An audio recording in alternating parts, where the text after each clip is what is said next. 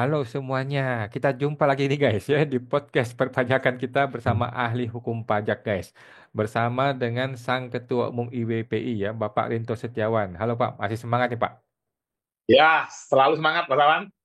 Luar biasa Pak Rinto ya. Dan Ya. teman-teman kita juga spesial mengundang ahli hukum pajak ya, Bapak Alessandro Rey. Halo Pak Rey, apa kabar Pak? Baik, Mawan. Terima kasih. Luar biasa ya Pak Rey dan Pak Rinto. Kali ini kita akan membahas spesial nih, karena ini ngeri-ngeri sedap lagi nih ya. Kita ngebahas mengenai Ibu Menteri ya. Ibu Menteri Sri Mulyani. Coba saya share screen ya teman-teman. Ada isu Ibu Sri Mulyani ini yang tidak mau bayar pajak jangan tinggal di Indonesia katanya ya. Jadi teman-teman yang nggak mau pajak siap-siap diusir sama Sri Mulyani ya.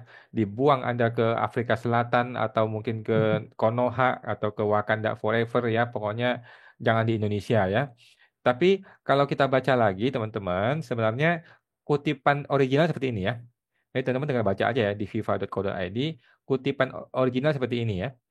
Karena ini banyak orang mempermasalahkan bahwa nggak pengen bayar pajak, kemudian Sri Mulyani mengatakan bahwa pajak itu beranda juga loh gitu ya. Ada jalan raya, jalannya dibangun, itu juga pakai pajak.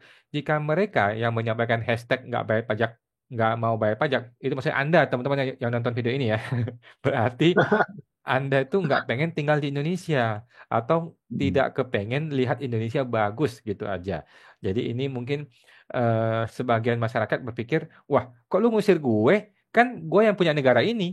Kita rakyat yang punya negara ini. Kenapa Anda yang bekerja buat kita makan gaji pakai pajak kita kok malah ngusir kita gitu kan? Jadi banyak orang yang agak agak merasa ini ya nggak nyaman dengan statementnya Ibu Sri Mulyani ya seolah-olah dia mengusir kita padahal dia kerja buat kita gitu ya. Kemudian sampai ini dibahas nih di Rocky Gerung official teman-teman ya. Menkeu Sri Mulyani konyol katanya ya. Enak aja lu ngomong tidak bayar pajak jangan tinggal di Indonesia ya. Jadi sembarangan aja lu ngomong katanya ya. Sampai Rocky Gerung mengkomentari ya. Yang nonton sudah 247 ribu Indonesia ya. Dan Sri Mulyani masih tidak mengkoreksi pembicaraannya, tidak minta maaf sama sekali ya. Emang Ibu Sri Mulyani ini luar biasa. Nah, kita mau pertama-tama minta tanggapan dulu nih dari IWP ini. Ini IWP tersinggung apa enggak nih Pak dengan kalimatnya Ibu Sri Mulyani? Pak Linto bayar pajak nggak nih Pak? Wah, pajak saya banyak, Mas. Double-double, Mas. Ada pajak orang pribadi, ada pajak badan, Wah, belum luar. pajak kendaraan bermotor, pajak ini, Mas, rumah, belum, Mas. Pajak restoran, kita makan di restoran, itu, Mas. Kita tinggal di hotel, bayar pajak hotel, itu, Mas. Kita ini naik pesawat, ada pajak ini, Mas, pesawat. Ke bandara ada pajak bandara, Mas. Banyak, Mas, yang kita bayar, Mas Awan. Jadi kita ini pembayar pajak Pak ya. Kita ikut Zoom ini aja kita bayar Zoom, bayar internet, semuanya ada PPN-nya, ada pajaknya Pak ya. Betul, Mas Awan. Oke, jadi IWPI gimana? Ya, jadi Tersinggung apa nggak tersinggung nih IWPI? ya, kalau saya sangat tersinggung, Mas Awan. Sangat tersinggung karena kadang ini pejabat pemerintah ini, Mas, ini mungkin karena sudah terlalu lama menjabat, itu lupa hakikatnya, Mas Awan. Ini coba, ini saya bersama teman-teman dari Partai X, sudah ini, Mas Awan, sudah menyiapkan ini, Mas, slide-nya, Mas Awan. Nah, ini, Mas Awan. Wow, apa ini Nah, Pak?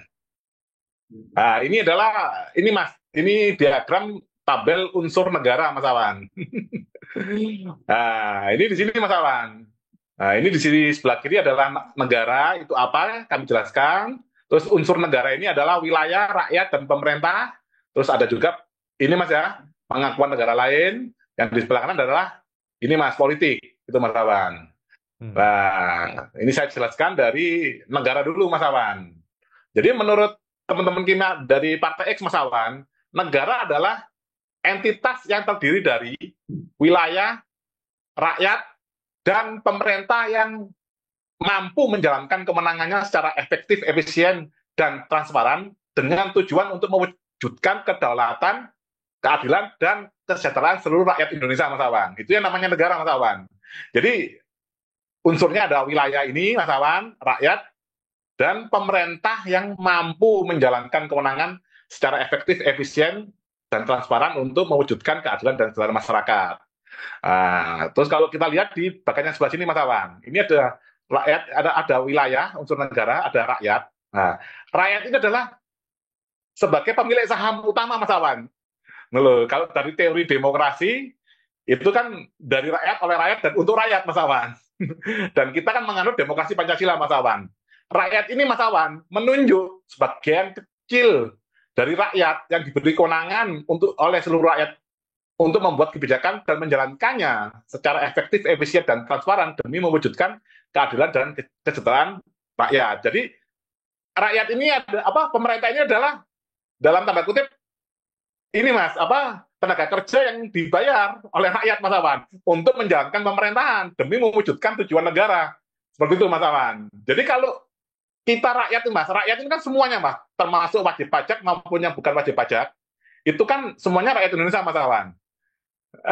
Lah, masa rakyatnya yang seharusnya sebagai pemilik negara ini, Mas, itu malah diusir keluar, Mas. Ini kan kurang ajar, Mas Awan.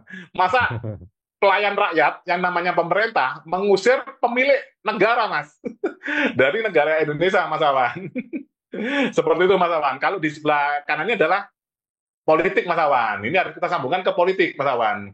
Kalau menurut kami adalah politik adalah upaya dan bentuk perjuangan untuk mendapatkan kemenangan dan menjalankannya secara efektif, efisien, dan transparan untuk mewujudkan keadilan dan kesejahteraan rakyat. Jadi mau kita belajar ilmu politik, ilmu pemerintahan, ilmu negara, itu semuanya harus muaranya untuk mewujudkan keadilan dan kesejahteraan rakyat Indonesia, Mas Awan. Kalau politik ini adalah sebelum ini, Mas, para pejabat pemerintahan ini menduduki kursi pemerintahan harus sudah belajar dan distandarisasi, Mas. Seharusnya seperti itu, Mas. Tidak bisa ujuk-ujuk artis, tidak pernah punya pengalaman ilmu politik dan ada standarisasi untuk menduduki jabatan pemerintahan, langsung dicalonkan, akhirnya menjadi pejabat di pemerintahan dan di legislatif, akhirnya membuat undang-undang, contohnya undang-undang perpajakan ini akhirnya kacau, Mas Awan.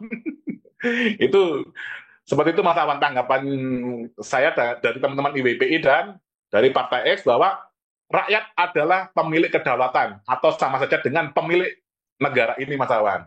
Semua rakyat, Mas Awan. Jadi narasi yang dibangun oleh Ibu Sri Mulyani sebagai Menteri Keuangan itu sangat salah sekali, Mas Awan, karena beliau adalah pelayan rakyat, Mas. Jadi kayak sama dengan kalau di rumah tangga, dia kayak semacam pembantu rumah tangga, Mas Awan. Masa pembantu rumah tangga ngusir majikannya, Mas Awan? Nah, itu seperti itu, Mas Awan. Jadi pemerintah ini harus sadar bahwa dia ini adalah bagian daripada rakyat, loh. Dia bukan entitas pisah dari rakyat, dia adalah bagian dari rakyat yang diberi kewenangan untuk menjalankan kebijakan, Mas Awan. Dan itu dibiayai oleh pajak dari rakyat. Seharusnya, Mas Awan, kalau Menteri Keuangan ini bekerja dengan baik, seharusnya tidak hanya fokus pada pajak saja, Mas Awan. Harusnya fokus pada kekayaan alam, Mas Awan. Seharusnya itu lama-kelamaan pajak itu dikurangi, Mas Awan. Ini kan malah ditambahi. Orang yang nggak setuju penambahan pajak malah diusir. Nah, ini nanti mungkin dari Pak Rey, ini pandangan saya, Mas Awan, ya. Seperti itu, Mas Awan. Jadi harusnya itu semua itu harus muaranya untuk mewujudkan keadilan dan kesejahteraan rakyat Indonesia, Mas Awan. Itu mungkin dari Pak Rey, dari ahli hukum. Luar biasa, IWPI ya. Jadi terus terang kita agak bingung dan agak tersinggung juga ya dengan Sri Mulyani. Lu kira negara ini punya bapaknya lu gitu ya. Kok bisa mengusir kita semua hanya gara-gara urusan pajak atau dibilang tidak membayar pajak gitu ya. Padahal kita pakai internet aja, kita beli pulsa aja, kita sudah bayar pajak gitu ya. Jadi mungkin Sri Mulyani perlu diedukasi oleh seorang ahli hukum ya. Bagaimana posisi dia sebagai Menkeu, bagaimana posisi dia sebagai pelayan rakyat gitu loh. Dari aspek hukumnya nih Pak, bagaimana nih Pak Rey menanggapi tulisan dari Sri Mulyani ini, Pak? Pernyataan beliau ya. Ya, terima kasih Pak Awan, Pak Rinto. Ini luar biasa ya, viral sekali ya. Ya, dan saking viralnya bukan hanya profesi tertentu yang memberikan pendapat ya, bahkan akademisi juga akan sudah memberikan pendapat ya, mungkin nanti bisa di-share di lain waktu ya. Tidak hanya wajib pajak, tidak hanya praktisi pajak, ya, akademisi pajak juga memberikan pendapat ya. Apalagi mungkin maksudnya Sri Mulyani itu sangat baik sekali, tapi kemudian tidak seluruhnya juga menjadi baik ya kalau kemudian tidak dikupas tuntas dari berbagai aspek. Nah, menarik buat saya ketika Pak Awan tadi mengatakan bahwa narasi yang sebenarnya kan jika tidak ingin bayar pajak, maka yang bersangkutan tidak ingin lihat Indonesia maju, kurang lebih begitu ya.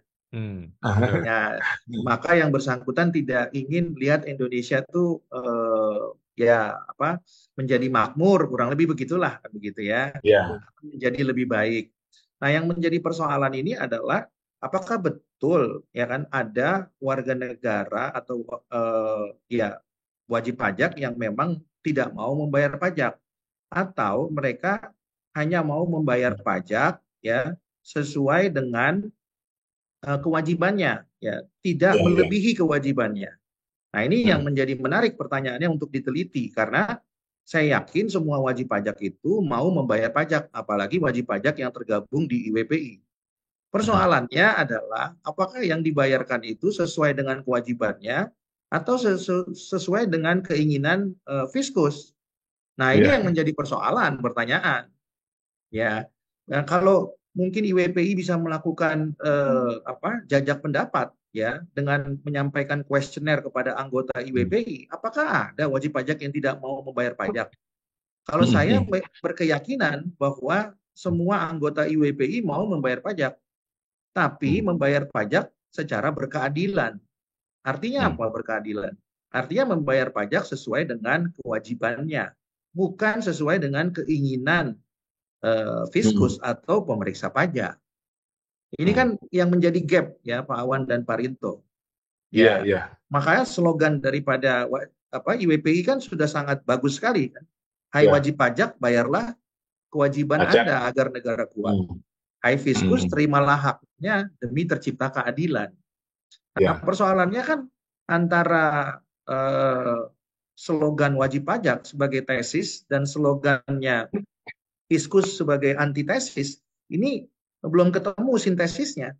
Nah, itulah yang harus Hmm. kemudian dicari kan begitu. Dicarikan Ya. solusinya ya. Hmm. Karena apa? Karena masing-masing mempertahankan pendapatnya masing-masing gitu ya. Jadi sederhananya menurut saya semua wajib pajak itu mau atau berkehendak untuk membayar pajak.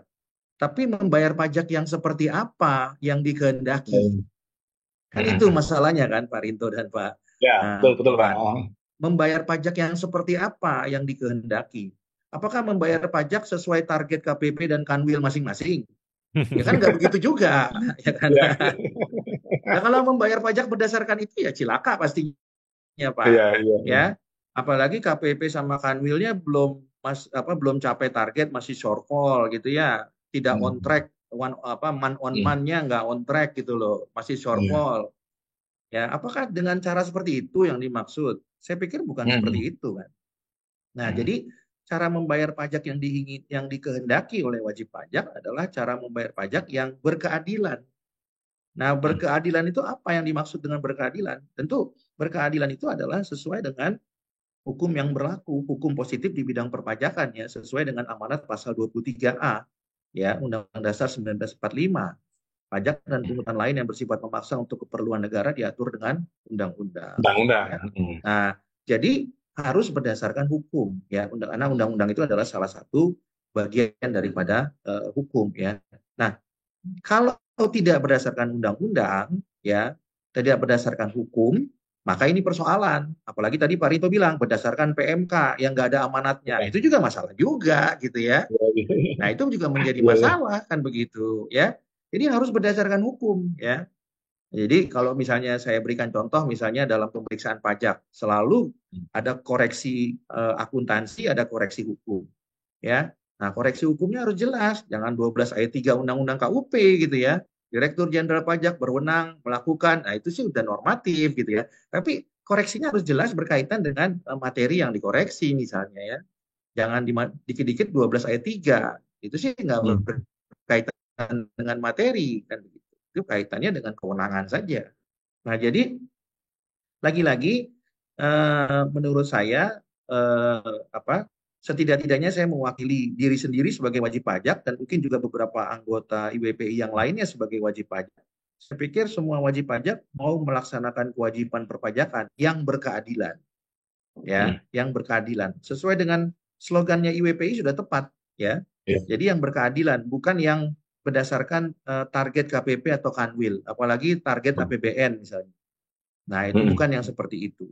Jadi kalau kalau Bu Menteri Keuangan mengatakan jika ada yang tidak ingin membayar pajak, maka yang bersangkutan sebenarnya tidak ingin melihat Indonesia maju.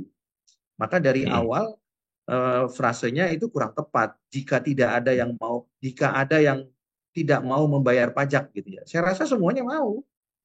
Iya. Ya, kalau Bu Menteri Keuangan mengatakan bahwa ada yang tidak mau, harusnya ada statistiknya. Berapa yang tidak mau itu? Dan Iya, siapa iya. mereka itu gitu ya? Mm-mm. Ya, saya rasa semuanya mau, tapi berkeadilan gitu Betul. ya. Jadi saya rasa narasi itu sangatlah sangatlah bersifat asumtif ya, sangatlah bersifat asumsi belaka karena memang belum bisa dibuktikan wajib pajak mana yang memang tidak ingin membayar pajak gitu ya. Iya. Nah, saya rasa hampir semua kurang lebih 70 juta wajib pajak ingin membayar pajak gitu ya. Tentunya sesuai dengan kewajibannya ya, dan tentunya sesuai dengan hukum yang berlaku. Jadi tidak ada wajib pajak yang tidak mau membayar pajak. Pasti mereka mau membayar pajak. Asalkan itu sesuai dengan ketentuan yang berlaku, tidak berdasarkan target yang diberikan oleh Betul, Pak Re. KPP maupun Kanwil ya, sehingga AR-nya atau tim pemeriksa pajaknya menjadi pusing mencari target, akibatnya koreksinya kemudian menjadi tidak berdasar gitu ya. Ya, jadi pembukaan pertamanya saja menurut saya kurang pas gitu ya. Jika ada wajib pajak yang tidak ingin, ini perlu dipertegas lagi apakah betul ada wajib pajak yang seperti itu gitu ya. Jadi itu masih asumsi, harus diperjelas kembali ya. Nah, kalau ada itu perlu ditanyakan lagi apa maksudnya kan begitu. Tapi menurut saya semua wajib pajak berkeinginan untuk membayar pajak yang berkeadilan, Pak. Nah, lagi-lagi sesuai dengan hukum yang berlaku, Pak ya. Betul. Saya berikan contoh Pak Rinto sama Pak Wawan ya. Apa sih yang dimaksud dengan berkeadilan? Secara sederhana dalam konteks pemeriksaan pajak itu bisa kita lihat ya dengan mudahnya. Contohnya pada saat pembahasan akhir hasil pemeriksaan. Ya, ini bentuk daripada mungkin Bu Menteri Keuangan harus paham ya, sekali-sekali ikut pembahasan akhir supaya memahami betul gitu ya. Seperti Mas Gibran gitu, turun gunung misalnya gitu ya. Nah, supaya Bu Menteri Keuangan paham pembahasan akhir itu seperti apa.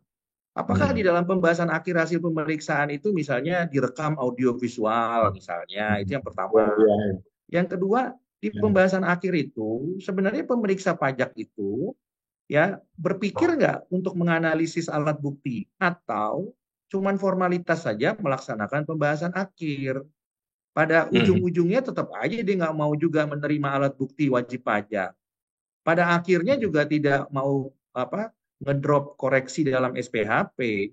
Ya, pada ujung-ujungnya tetap aja mempertahankan koreksi. Ya. Nah, jadi kalau begitu pertanyaannya, apa manfaat dilaksanakannya pembahasan? Lalu di mana keadilannya?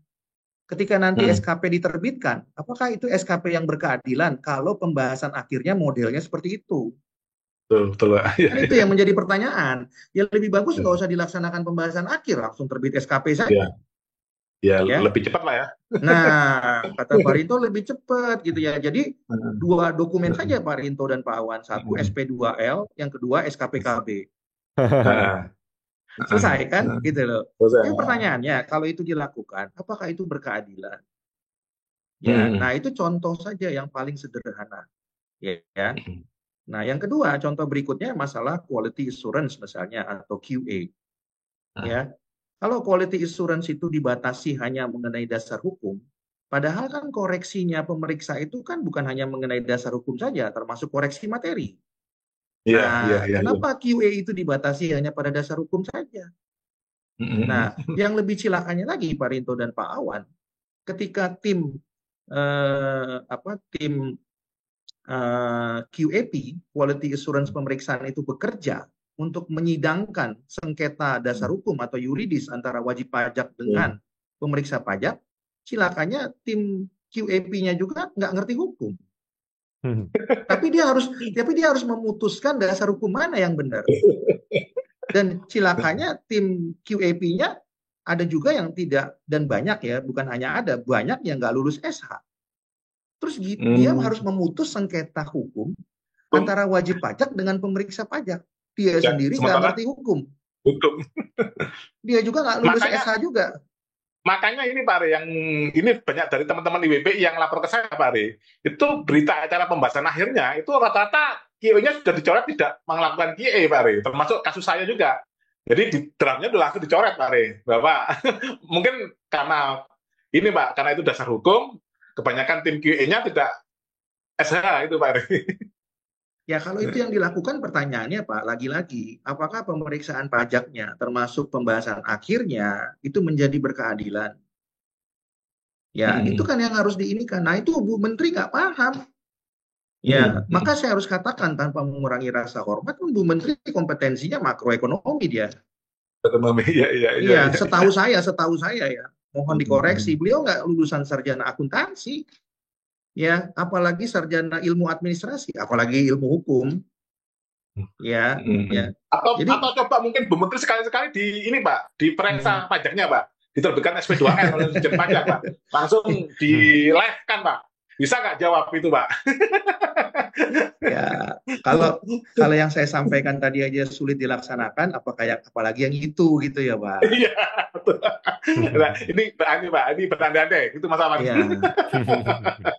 Nah, jadi yang saya mau katakan ya tentu sekali lagi sebagai seorang dosen saya harus mengajarkan kepada mahasiswa saya gimana sih pembahasan akhir itu, gimana sih ya kan ya QA itu, apakah itu berkeadilan?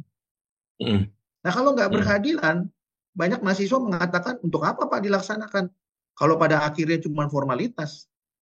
Iya, Nah iya, iya. lagi-lagi itu membuktikan bahwa negara Indonesia belum murni menjadi rule of law yang sesungguhnya.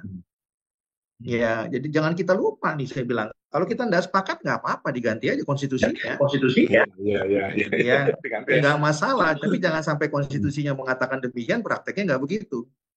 Ya, itu yang saya bilang tadi. Das Solon dengan Das Sennya jadi beda. Gitu. Ya, Kalau diganti, ganti apa Pak Re? Negara Indonesia adalah negara pajak itu atau gimana Pak? Nah, itu yang harus memikirkan itu adalah lembaga legislatif dengan eksekutif, ya kan ya. Ya, bukannya kita yang harus memikirkan kalau memang mereka ingin membentuk suatu negara tertentu gitu ya. Oke, siap. Ya, tapi kalau kemudian mereka menerapkan negara Indonesia sebagai negara hukum, ya apalagi menerapkan teori Montesquieu tadi, maka banyak sekali hal-hal yang perlu dikoreksi dan diperbaiki, ya termasuk dievaluasi ya supaya maksud daripada dibentuknya hal-hal tersebut itu bisa sesuai dengan maksud dan tujuannya, ya. Jadi tidak bias gitu ya kemana-mana gitu, ya. Makanya saya selalu mengatakan kepada tim pemeriksa, tim QAP, kembali lagi mungkin ya, saya tidak tahu kalau mereka di kampusnya nggak diajarkan itu Pak. Itu semester 1 harusnya ya. Negara Indonesia adalah negara hukum. Ya. Nah, apalagi kan sekarang mungkin setahu saya di STAN itu sudah 4 tahun kuliahnya. Harusnya kan lebih banyak ya Pak Rinto dan Pak Awan. Jadi seharusnya lebih banyak dipelajari itu. Kalau dulu masih D3 dan D2 kan. Ya, kalau sekarang kan sudah D4 ya. Nah, jadi harusnya kan sudah dipelajari oleh generasi muda gitu. Ya. Nah, jadi kembali kepada contoh-contoh yang saya sebutkan tadi bahwa saya yakin semua wajib pajak ya hendak membayar pajak yang berkeadilan. Tapi yang berkeadilan yang dimaksud itu adalah yang seperti apa ya. Jadi untuk membuktikannya bahwa itu adil apa tidak, kita bisa melihat lagi tadi contoh-contohnya. Sudah adil belum pembahasan akhir, Pak? Ya. Apalagi dalam kasusnya Pak Rinto kan menurut informasi yang saya terima kan pembahasan akhir sampai 2 kali. Itu pun tidak jelas juga kan begitu. Nah, pertanyaannya di mana keadilannya? Ya, pembahasan akhir itu diundang pada hari yang sama, jam yang sama. Nah, pertanyaannya di mana keadilannya? Ya. Mungkin maunya bukan pembahasan akhir Pak Re, maunya vonis akhir Pak Re. Ya kan? Nah, itu yang mungkin harus dipertimbangkan. Terutama tadi juga mengenai QA yang saya perlu tambahkan sedikit ya. Jadi kalau dalam dalam penelitian QA, kalau saya menyebutnya itu adalah persidangan. Itu namanya persidangan doliansi. Persidangan itu di luar pengadilan pajak, ya, atau persidangan di dalam lingkungan Direktorat Jenderal Pajak, tapi di luar pengadilan pajak. Kenapa itu persidangan, Pak? Karena ada tim pemutus, namanya tim QAP, Quality Assurance Pemeriksaan. Pihaknya siapa? Ada wajib pajak, ada pemeriksa pajak. Jadi sudah seperti persidangan betul, Pak Awan dan Pak Rinto. Ini segitiga nih. Ada tim pemutus, ada para pihak. Nah, kalau sudah dalam bentuk persidangan seperti ini, maka tim pemutusnya harus punya kompetensi, Pak. Ya, kalau nggak punya kompetensi gimana? Ya kan kita ajukan pasal sekian, pemeriksanya bingung. Lalu kemudian tim QAP-nya makin bingung, Pak. Nah, oleh karena itu, saya mengusulkan supaya namanya bukan lagi pembahasan QAP, Pak. Tapi sudah sudah merupakan persidangan doliansi. Kalau pembahasan, Pak, tidak ada keputusan. Ini ada keputusan loh, Pak. Dasar hukum yang dipakai pemeriksa itu salah apa benar? Dasar hukum yang dipakai WP itu salah apa benar? Nah, yang memutuskan itu adalah tim QAP, Pak. Maka harus ada keputusan. Nah, keputusan ini kan sama seperti hakim, Pak. Ya. Nah, oleh karena itu perlu kompetensi, Pak, di bidang hukum misalnya. Ya. Jadi jangan sampai namanya pembahasan. Kalau pembahasan itu, Pak, WP mengajukan ini, lalu kemudian pemeriksa mengajukan ini, itu diskusi gitu loh, Pak. Nggak tahu siapa yang benar, siapa yang salah nih, Pak. Ya. Nah, itu namanya pembahasan. Maka menurut saya terminologi yang tepat itu bukan pembahasan. Ya, ini sebenarnya sudah sudah sama dengan penelitian keberatan, Pak. Penelitian keberatan juga sama. Ada timnya kan, tim peneliti keberatan. Ya.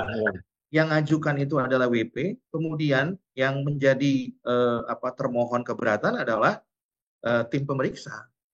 Ya, nah itu kurang lebih sama. Hanya memang kalau di keberatan itu ya dipanggilnya satu-satu, Pak. Seperti tidak ada persidangan. Tapi kalau QAP kan dipanggilnya bersama-sama, ada persidangan. Ya, sehingga tidak bisa lagi disebut dengan pembahasan. Ya, nah itu contoh-contohnya Pak Awan dan Pak Rinto bahwa pemeriksaan pajak kita ini belum mencerminkan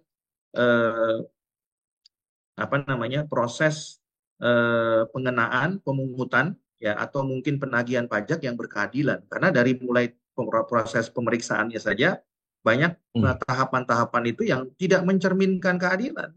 Ya, sehingga banyak sekali wajib pajak yang berpendapat bahwa untuk apa membayar SKP kalau kemudian prosesnya saja tidak berkeadilan. Oke. Ya, gitu Pak Awan dan Pak Rinto.